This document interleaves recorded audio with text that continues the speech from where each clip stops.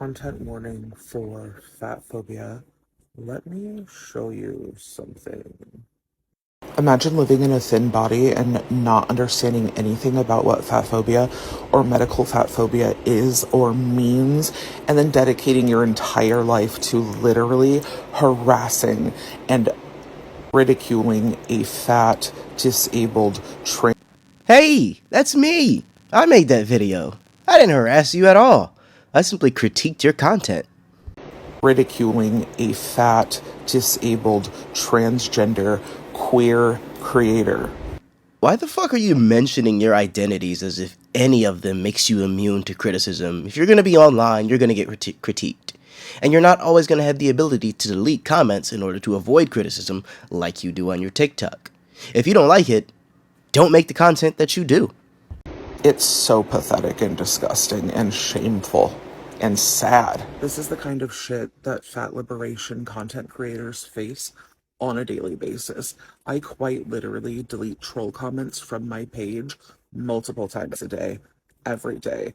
And there are a handful of creators on YouTube that are just ripping content from fat liberation creators as a means to ridicule and harass us under the guise of education. Ridicule and harass?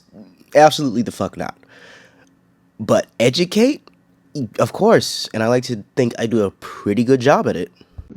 Even though their education is so completely wrong, they obviously lack the understanding on how to read and interpret research articles because not everyone went to school to be a researcher like I did.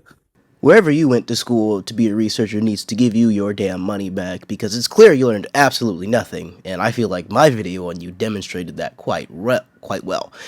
If my video about you was so wrong, feel free to comment on any of my videos. I only delete spam content. Unlike you, I'm not afraid of correction. I've been corrected before. I embrace it. I'm sure all other content creators feel the same way. Hell, Alan Roberts is probably chomping at the bits to have a discussion with you. You're talking a big game, but I'm not seeing any substance. And the absolute gross and disgusting assumptions they make about our bodies, our lives, our lifestyles, our doctors, our medical conditions. Like, it's really disgusting that these people actively harass a disabled transgender person because I'm fat and they don't like me because I'm fat. You're not being harassed, you're being critiqued. Being fat doesn't make you immune to criticism. Being trans doesn't make you immune to criticism. Being disabled doesn't make you immune to criticism. And they say that I spread medical misinformation, which, one, I don't give medical advice. I say over and over again, I'm not a doctor. Don't do things just because I said so, because I'm not a doctor.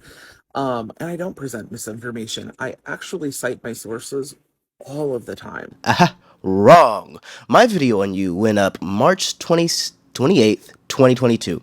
And from that date, there was a 3-month period in which you cited exactly one peer-reviewed article in your video. And even that paper was 21 years old. Since then, you have not presented any new research, so it's been about 7 months since you've cited any sort of reputable source. So no, you don't cite your sources all the time. You make bold claims and never back them up. If y'all think I'm wrong, go look at the page. Anyway, this is the shit that some of us have to put up with on this site.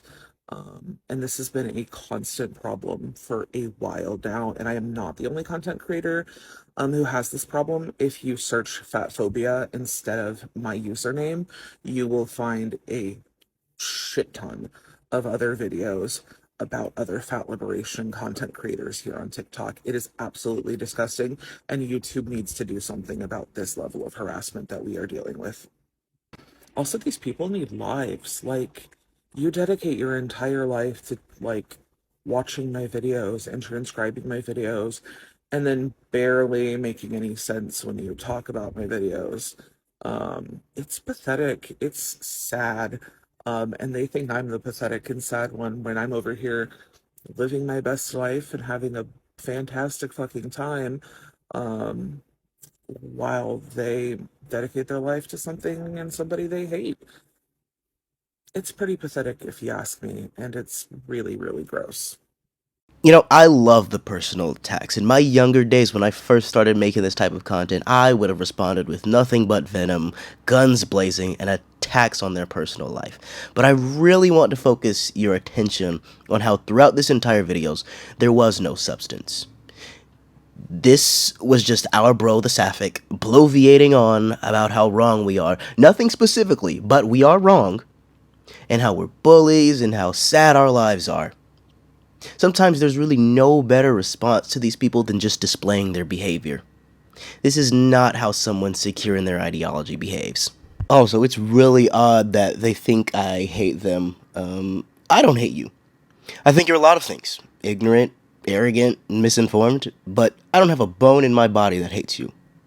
I can think of one person I've responded to I have legitimate hate for. And I'm sorry, you don't make the cut.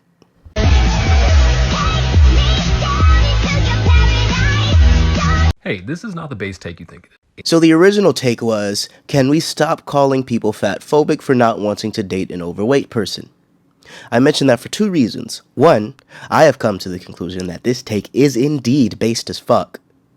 And two, I want you to remember that this is the original take that he is responding to.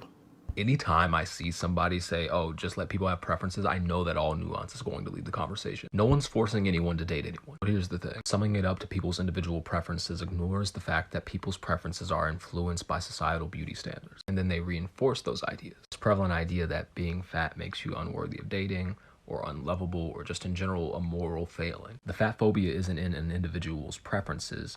Your preferences are a reflection of society's fat phobia. No one's being strapped down to a table until they date a fat person. This problem is made up. The problem lies within people needing to make a show of saying that they wouldn't date fat people, like your post. Just a lot of people in the comments patting themselves on the back for aligning with the normal beauty standard. It's not like an achievement, and you're not being pressed otherwise. Wow! Holy straw man, Batman. This was incredible. So you mischaracterized the original TikTok, then pointed out that no one is arguing contrary to your mischaracterization that you made up in order to argue against the original point. I'm going to repeat one more time what the original post said. Quote, can we stop calling people fatphobic for not wanting to date an overweight person? This is what the post actually said. And yes, people do argue to the contrary. I wouldn't have 40 episodes in this series if they didn't trust and believe. Never in the original video did she complain about being forced to date fat people, because that wasn't the point. And that's not what was said. Instead, you created this straw man to attack, and for what? Oh wait, I can think of 81,000 reasons why you did that. Super hot take. Losing weight will not fix your body image. If you could not extend your own experience to others, that would be great. The actual scientific research does suggest that weight loss can improve body image in some. So I really hate this talking point that fat phobes have because it's wrong. It's incorrect.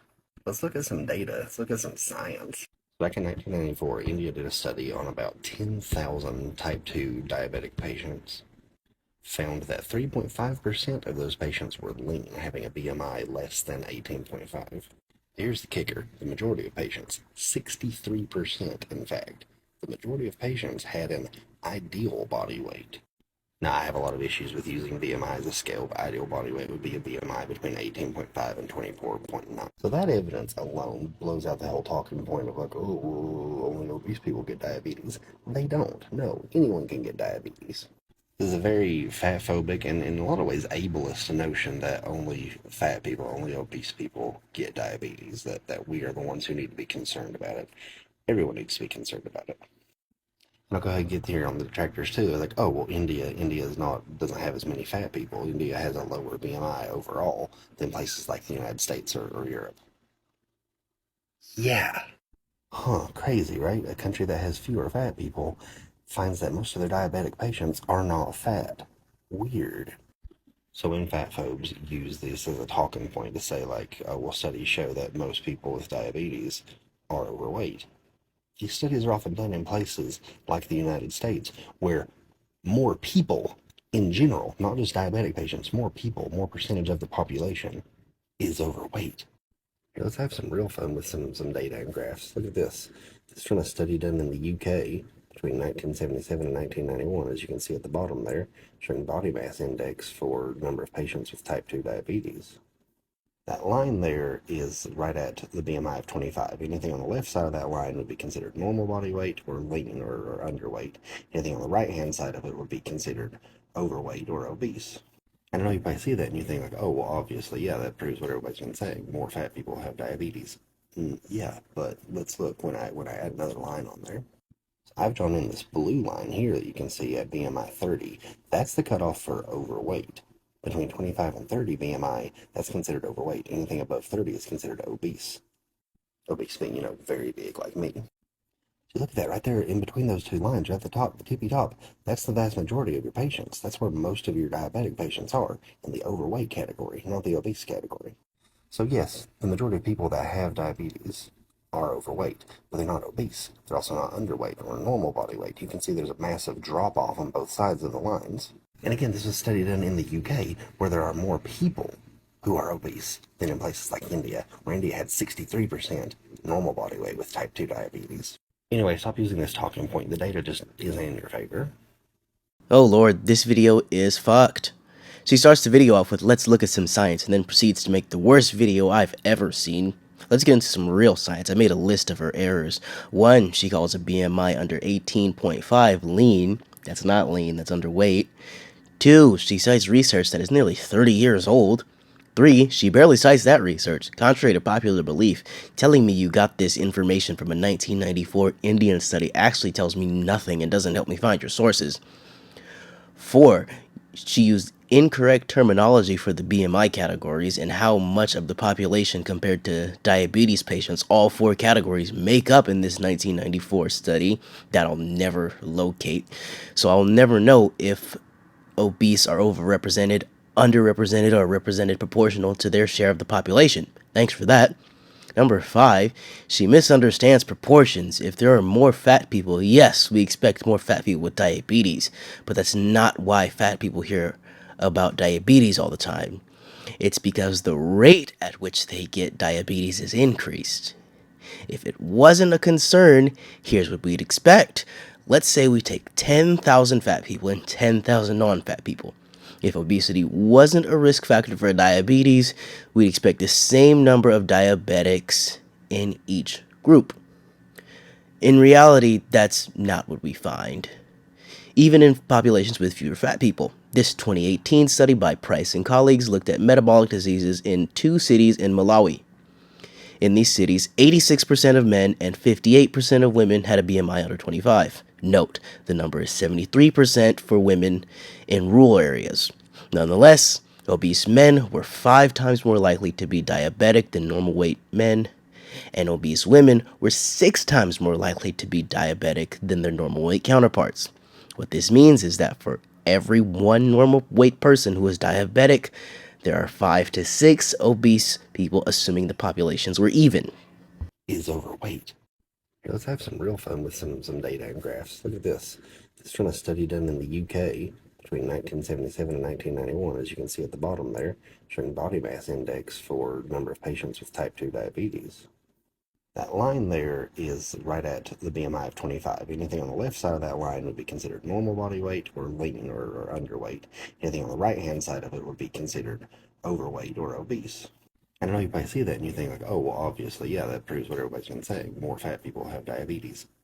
Yeah, but let's look when I add another line on there. So I've drawn in this blue line here that you can see at BMI 30. That's the cutoff for overweight.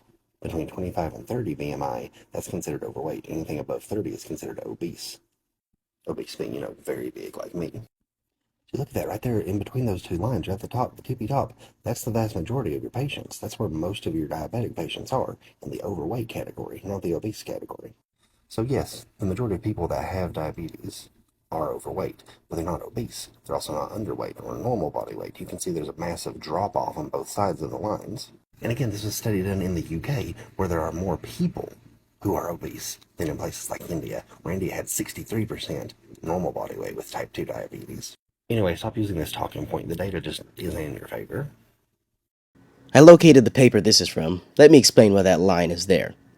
It's not there for some arbitrary reason. It's there because in that time span, 64% of people in the UK had a BMI under 25. So assuming diabetes was not associated with bigger people, the peak of this bell curve would have actually been just to the left of 25. But it's to the right, demonstrating how diabetes disproportionately affects larger people. As to why there's more overweight patients than obese patients, it's because there's not as many people in that category in general. It doesn't mean they aren't disproportionately affected. They are. Yo, this is a copyrighted sound, and he is a gay, and our taste in music is notoriously awful, so I am saving you. So the video says, tired of hearing about motherfuckers' weight loss journey. Yep. Social media has evolved so far that you can do multiple things to create a bubble of the type of content you would like to see. TikTok has a not interested feature to prevent you from seeing similar content. In fact, when your video came up on my For You page when I was looking for content that I view in my everyday life outside of content for my YouTube channel, and I don't want your bitterness to infect my For You page, so you know what I did? Well, first, I downloaded your silly video, and then 2 other videos, and then I hit not interested because I don't want to view your content if I'm not seeking that type of content. It's so easy. I want to play 2 videos he made after receiving well-deserved criticism before I give my critique. Hotep again, hey, this is copyrighted music, and again, he is a gay, abysmal taste in music. I say this with all due respect, and not very much respect is due. Touch grass. Turn your phone off, go outside, touch grass. After you touch grass, take the time and realize that you have a problem making other people's life decisions about you. The video was captioned with, "Oops, I forgot, fat people can't complain about fatphobia without skinny people making it about themselves." Wow, the lack of self-awareness. You mean how you make others' weight loss journey about you? Wow, how bizarre. See, I'm gonna actually do think fatphobia is pretty bad. Not wanting to be fat isn't fatphobia. I don't not want to be fat because I hate fat people. If you made a pros and cons list for being fat, the cons would blow any potential pros out of the water. The health cons alone are more than enough.